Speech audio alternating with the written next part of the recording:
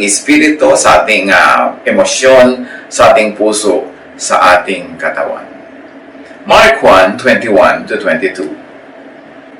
They went to Capernaum, and when the Sabbath came, Jesus went into the synagogue and began to teach. The people were amazed at his teaching, because he taught them as one who had authority, not as the teachers of the law. So, ang binasa natin sa Mark was very, very emphatic. Jesus taught with authority. Hindi yung parang kinabisa lang yung kanyang pinag-aralan, nabasa lang sa balutan ng tinapay, o napulot lang kung kanino. May authority, may truth, may power. Jesus taught out of the box, obviously, kasi kung he taught within the box, edi walang napansin na authority, walang napansin na kakaiba. So Jesus taught out of the box of the teachers of the law. Out of the box of the law. Purgang-purga na kasi ang mga Israelita sa mga itinuturo ng mga teachers of the law, ng mga Pharisees. Yun na lang ng yun, paulit-ulit, rewind ng rewind, replay ng replay. Wala na silang masabing, wow, what a great teaching with authority. Ngayon, si Jesus nung nagturo, yun ang naibulalas nila. Mark 1:23-24. Just then, a man in their synagogue, who was possessed by an impure spirit, cried out, "What do you want with us, Jesus of Nazareth? Have you come to destroy us?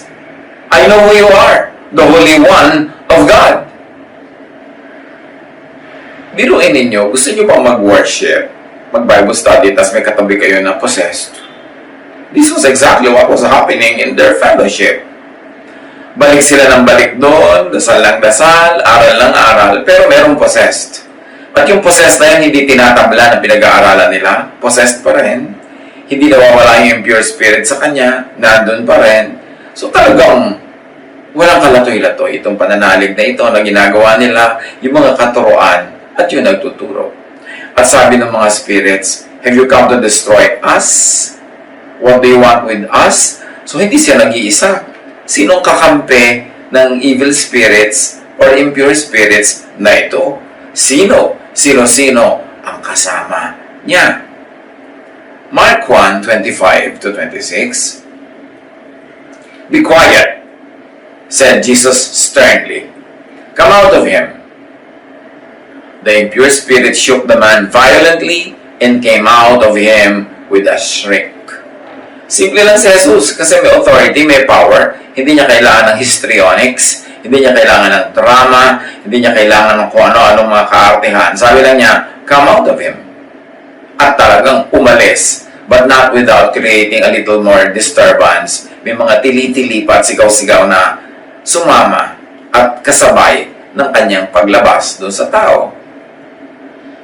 Now, the work of Jesus is to drive out impure spirits, impurities, contaminants. Kasi dapat pure ang ating espiritu. Pagka hindi ito pure, siya ay may kasama, hati, magulo. Kaya meron tayong makasabihang hati ang loob, sira ang loob. Kasi may kahati. Dapat ang Diyos lang, ang laman ng ating espiritu, ng ating puso, ng ating isip. Now, impure spirits could be literal, mga spirit talaga, or could be symbolic of thoughts and mental, emotional state. Maraming mga sinasabi dyan sa New Testament na possessed, may demon, may spirit, na pag in-analyze sa mga psychiatrists, ma-identify nila as acute depression. In other words, because in those times, hindi pa nila alam yung acute depression, hindi nila alam at wala naman silang clinical psychiatry, lahat na lang ng tao na medyo kakaiba ang behavior, kakaiba ang itsura, kakaiba ang ginagawa, sinasabi na agad nila na possessed. Maaring meron talaga mga possessed, pero maaring marami doon talagang mga depressed lamang. So, ano mga thoughts? Yung mga yan na pwedeng magmukha kang possessed, pero depressed ka pala. Thoughts that give doubts, scare, anger, makes one bitter, thoughts that enslave, torture, pollute, thoughts that destroy personality. And interestingly, this kind of thoughts doesn't come only from the devil. It can come from warped and distorted and twisted religiosity. Kaya maraming religious people, yung intensely religious, depressed. In fact, some psychiatrists will tell you, if they will tell you, na marami silang pasyente, religious leaders. Kasi nga, ang dami-daming pretense, hypocrisy, pressure, guilt ng reliyon. Kaya pagka ikaw nasa ganong klaseng un-Jesusness, madadepress ka nga at mapagkakamalang kang possessed. Have the words and teachings of Jesus drive those thoughts out of your system kung ikaw ay ganyan ang kalagayan. Get yourself and others detoxified by Jesus. Talagang madedetox ka ni Jesus kung maraming toxins dyan sa loob ng iyong personality kasi toxic ang iyong lifestyle, lalong-lalo kung toxic ang iyong religiosity. Mark 1:27-28. The people were also amazed that they asked each other, "What is this? A new teaching and with authority. He even gives orders to impure spirits and they obey him." News about him spread quickly over the whole region of Galilee. Bakit nga hindi siya sisikat at mababalita na kapagpapalayas ng ganitong mga uri ng espiritu, nakakapagpabago ng personalidad? Jesus got known for his new teachings, not for repeating the old, not for replaying the old, not for repurposing the old. New ang teaching niya. Not just a repetition of the traditional teachings, but definitely outside of their traditional teachings. Yun si Jesus, known for newness. Kung si Jesus ay may mga kasama, makakatiyak ka, hindi conservatives yun, kundi yung mga progressives. Kung mayroong isang mesa siyang pipiliing samahan, nakakatiyak ka, hindi sa conservatives, kundi doon sa mga progressive ang utak. Mark 1:23-24. Reviewin natin. Sabi, just then a man in their synagogue who was possessed by an impure spirit cried out. This person in their synagogue, in their religious community, possessed and tortured by an impure spirit in spite of their religion or because of their religion. This person in their synagogue and religious community na hindi na palaya, hindi na disinfect, na purify ng synagogue, ng old teachings, ng traditional teachers. What does it say? Walang power, walang authority yung synagogue na magpalaya. Nandun na lang, kasama nila araw-araw. O baka kaya nagkaganon dahil nandun araw-araw. Mark 1:27-28, kung re-reviewin natin, the people were also amazed that they asked each other, "What is this? A new teaching and with authority. He even gives orders to impure spirits, and they obey him." The old teachings of the synagogue, which really means the old teachings of the temple and the priests, the teachers of the law and the Pharisees, did not have power or authority to drive out impure spirits. Para ng habit, turo lang ng turo, pero walang talab, walang effect, hindi nakakalaya yung oppressed. So the old teachings could be the very cause, the aggravator of the spiritual impurities. Kasi ang daming bawal, ang daming pulis, ang daming parusa, ang daming chismis, ang daming espionage, ang daming report, ang daming litisan, at ang daming batuhan hanggang mamatay. Bakit ka nga hindi ba mapupuno na impure spirits? Bakit ka nga hindi mapupuno ng takot, ng guilt, ng fear, hanggang magkaroon pa ng clinical depression pagka ganyan ang iyong religious orientation? Impure spirits could be thoughts that give doubts, scare, thoughts that could anger, thoughts that could make one bitter, thoughts that enslave and torture, pollute, destroy personality. This could be damages inflicted by twisted religiosity. We're not saying that it is, but very possible that it could be. These impure spirits could be thoughts and beliefs and value systems, personalities created by oppressive, repressive, and punitive old religious teachings and teachers. Kasi yan sila eh. Kung happy naman ang Diyos sa teachings ng synagogue, ng temple, ng law, ng teachers of the law, and Pharisees, bakit pa ipapadala si Jesus? So obviously, unhappy ang Diyos. Kaya niya ipinadala si Jesus para ituwid yun. Kaya itong religious system ang pumatay kay Jesus.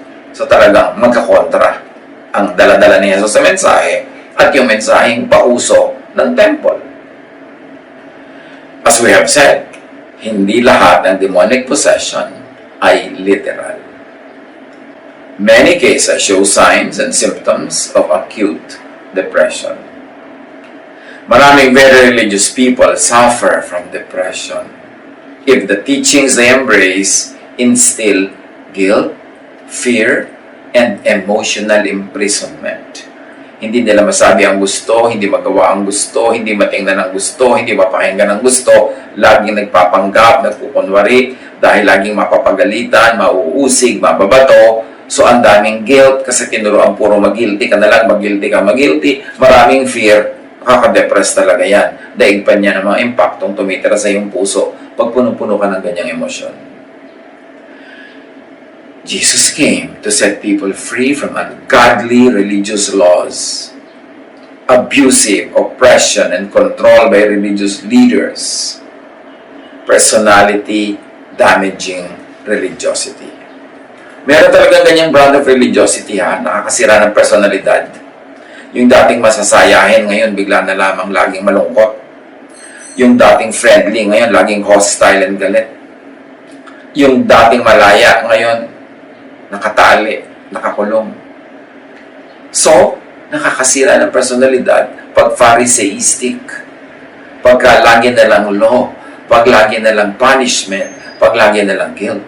That's why Jesus came, to restore personalities that are twisted by religion. Sabi niya sa Matthew 11:28-30, "Come to me, all of you who are weary and burdened, and I will give you rest." Saan niya napagod? Sa religion ng temple, ng synagogue. Ano ang burden nila? Yung law. Anong rest ang ibibigay ni Lord sa kanila? Emotional, mental rest. And even physical. Kasi ang daming sacrifices at ang daming trabaho sa kanilang relihiyon. "Take my yoke upon you and learn from me." Sabi ni Jesus, "Learn from me, not from those teachers of the law. For I am gentle and humble in heart." They are not. Lagi nila kayong pinaparusahan, inuusig. "And you will find rest for your souls. For my yoke is easy and my burden is light." Ano akala ng iba dyan? Ang teaching ng Matthew 11:28-30 is about physical pagod. No, it's about emotional and spiritual pagod because of oppressive religion. John 10:7-10, "Therefore Jesus said again, Very truly I tell you, I am the gate for the sheep. All who have come before me are thieves and robbers. I am the gate. Whoever enters through me will be saved." So, pag sinabi niya, "I am the gate for the sheep," ako talaga ang dadaanan ng mga tupa. Lahat daw ng nauna sa kanya were thieves and robbers. Ano yon? Mga naunang religious leaders. Yung system. Thieves and robbers ang tawag sa kanila ni Jesus kasi ninanakaw nila ang buhay, ninanakaw nila ang sigla, ninanakaw nila ang saya ng mga tao at pinapatawan lang nila ng kutakot-takot na gawain, kutakot-takot na utos at kutakot-takot na judgment. Lugi ka pag napasali ka sa kanila. Sabi ni Jesus, "I am the gate. Whoever enters through me will be saved from want and also to be saved from such religion."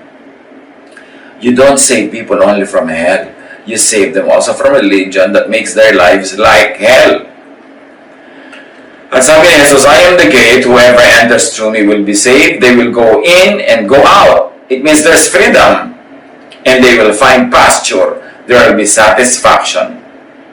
The thief comes only to steal and kill and destroy. And this thief is the old teachings, the old teachers. I have come that they may have life and have it to the full.